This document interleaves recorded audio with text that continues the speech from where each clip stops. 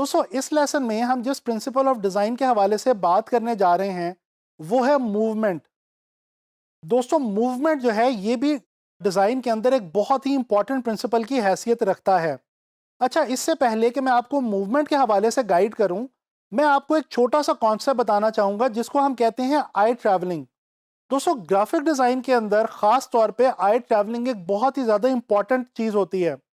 आई travelling है क्या? Basically जब भी आप किसी भी विजुअल को देखते हैं, वो चाहे कोई पेंटिंग हो, कोई फोटोग्राफ हो या कोई डिज़ाइन हो, आपकी जो आंख है यानी आपकी जो आई है वो अनइंटेंशनली किसी एक खास डायरेक्शन से उस कैनवस में एंटर होती है, फिर उसमें किसी खास डायरेक्शन में मूव करती हुई एक खास इलाके से, किसी एक खास जगह से आउट हो जाती है, उस कैनवस से बाहर निकल जाती है। दोस्तों ये सारा अमल बेसिकली बिल्कुल गैर दानिस्ता तौर पे होता है, इसी को आई ट्रैवलिंग कहते हैं। अच्छा, मूवमेंट का जो प्रिंसिपल है इसका आई ट्रैवलिंग से बहुत ज़्यादा गहरा ताल्लुक है। बेसिकली हम जब भी अपने डिज़ाइन एलिमेंट्स अपने डिज़ाइन के अंदर कुछ इस तरह से प्लेस करते हैं कि देखने वाले की आंख किसी एक ख़ास जगह से एंटर हो और फिर एक ख़ास डायरेक्शन में मूव करती हुई किसी ख़ास जगह से बाहर निकल जाए, तो बेसिकली हम प्रिंसिपल ऑफ मूवमेंट जो है वो अपने डिज़ाइन में अप्लाई कर रहे होते हैं। मूवमेंट का जो प्रिंसिपल है ये हमारे डिज़ाइंस को इंटरेस्टिंग बनाने में हमारी बहुत ज़्यादा मदद देता है। और जो सबसे ख़ास अहमियत है इस प्रिंसिपल की, वो इस हवाले से है कि इस प्रिंसिपल को अप्लाई करके हम देखने वाले की आंख को खुद से डायरेक्ट कर सकते हैं और हम खुद से कंट्रोल कर सकते हैं इस बात को कि हमारा जो व्यूअर है वो हमारे डिज़ाइन को किस तरह से देखेगा। दोस्तों मूवमेंट हम किस तरह से प्रोड्यूस करते हैं? हम बेसिकली अपने डिफरेंट डिज़ाइन एलिमेंट्स जैसे कि shapes, line, colours, textures, forms वगैरह, ये तमाम चीज़ें हम कुछ इस तरह से प्लेस करते हैं अपने डिज़ाइन के अंदर कि जो मूवमेंट है वो हमारे डिज़ाइन के अंदर प्रोड्यूस हो जाती है। अच्छा, मूवमेंट का बहुत गहरा ताल्लुक है डांस के साथ। डांस एक ऐसी फॉर्म ऑफ आर्ट है जो बेस ही मूवमेंट के ऊपर करती है। जब कोई डांसर डांस कर रहा होता है तो अपनी मूवमेंट्स की मदद से ही वो एक्सप्रेस कर रहा होता है अपनी बॉडी मूवमेंट से जो भी वो बताना चाह रहा है या जिस तरह से भी वो एक्सप्रेस करना चाह रहा है। ये एक विजुअल अगर आप देखें तो आपको पता चल जाएगा इस विजुअल में एक ही फिगर है और उसको डिफरेंट एंगल्स के थ्रू डांस करते हुए दिखाया गया है, मूवमेंट के अंदर दिखाया गया है और मल्टीपल टाइम्स मूवमेंट है उस एक ही सिंगुलर जो विजुअल है या वो जो बॉडी है उसकी। तो इस विजुअल के थ्रू आपको मूवमेंट जो है वो बड़े आसानी से समझ आ सकती है।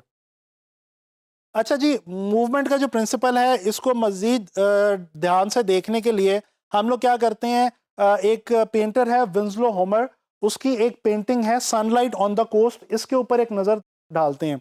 दोस्तों इस पेंटिंग के अंदर अगर आप गौर करें तो जो वेव्स हैं पानी की वो एक ख़ास किस्म की मूवमेंट पैदा कर रही हैं और ये मूवमेंट किस तरह से पैदा हो रही हैं ये ज़रा थोड़ा सा गौर से देखते हैं। दोस्तों अगर आप गौर करें तो कुछ ना नजर आने वाली हॉरिजॉन्टल लाइंस हैं जो इन पानी की जो वेव्स हैं उनके साथ मौजूद हैं और इसी तरह ये जो उठान है इन पानी की वेव्स की, इनके अंदर डायगोनल लाइंस जो हैं वो मौजूद हैं जो कि बज़ाहिर तो हमें नज़र नहीं आ रही लेकिन एक्चुअली दे आर देयर। और ये जो लाइंस का जो ख़ास पैटर्न या ख़ास रब्त इस पेंटिंग के अंदर मौजूद है उसकी मदद से यहाँ पे बहुत ही खूबसूरत मूवमेंट इस पेंटिंग के अंदर जो है वो देखी जा सकती है।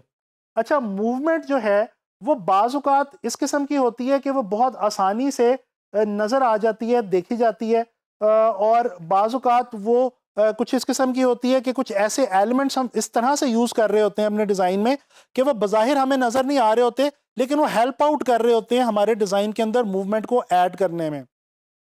अच्छा जी, ग्राफ़िक डिज़ाइन के हवाले से स्पेसिफ़िकली बात करते हैं मूवमेंट की।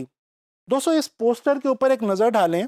इस पोस्टर के ऊपर आप अगर गौर करें तो आपको पता चलेगा कि ट्रायंगुलर शेप्स को इस तरह से खूबसूरती से इस्तेमाल किया गया है एक ख़ास डायरेक्शन के अंदर कि इस पोस्टर को देखते साथ ही आपकी जो आंख है वो उसी डायरेक्शन में मूव करती है जिस डायरेक्शन में वो जो ट्रायंगुलर शेप्स हैं वो यहाँ पे इस पोस्टर में अरेंज की गई हैं या प्लेस की गई हैं। एक और एग्जांपल देखते हैं ये ब्रोशर के हवाले से।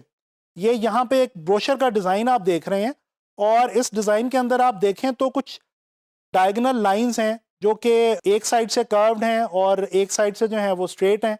तो ये जो कर्वी लीनियर डायगोनल लाइंस हैं, इनकी मदद से अगर आप गौर करें तो इस ब्रोशर के अंदर बहुत ही खूबसूरत किस्म की मूवमेंट जो है वो ऐड की गई है। अच्छा, इस ब्रोशर में इमेजेस भी हैं और उसके साथ साथ टेक्स्ट भी है, लेकिन ओवरऑल ये जो शेप्स को इस तरह से यूज़ किया गया है, उस चीज़ की मदद से इस ब्रोशर के अंदर एक मूवमेंट का जो है वो एहसास वो पैदा हो गया।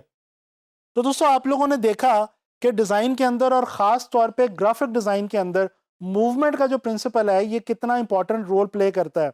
हम अपने डिज़ाइंस को बहुत डायनामिक बना सकते हैं, बोरिंग होने से बचा सकते हैं अगर हम जो मूवमेंट का प्रिंसिपल है वो अपने डिज़ाइंस के अंदर ऐड करें। तो मैं उम्मीद करता हूँ कि आपको ये लेसन पसंद आया होगा और अब आप लोगों ने मूवमेंट जो है इसको डिज़ाइन के पॉइंट ऑफ व्यू से, ख़ास तौर पे ग्राफिक डिज़ाइन के पॉइंट ऑफ व्यू से ऑब्जर्व करना है और इसको ध्यान में रखना है।